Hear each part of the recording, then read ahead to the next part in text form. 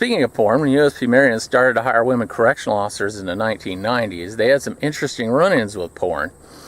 While doing duty in 8 Tower, a female officer watched her supervisor cross the street and come and knock on her tower door.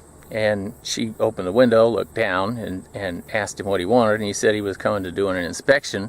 And she said she was using the bathroom. It would be just a moment while she composed herself.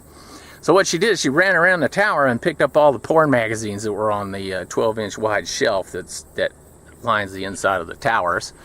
And she yanked open the microwave to put all these magazines inside of it, when 30 magazines or more poured out of the microwave and landed all over the floor and scattered.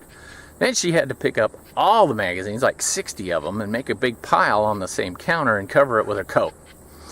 Well, she let the lieutenant in, and he came up and he did the normal book stuff and looked right at the big pile of magazines covered with a coat, which looked exactly like a big pile of magazines covered with a coat.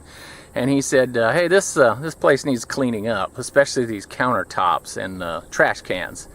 Make sure this is cleaned up by the next time I come and inspect. And she said, well, it won't happen again.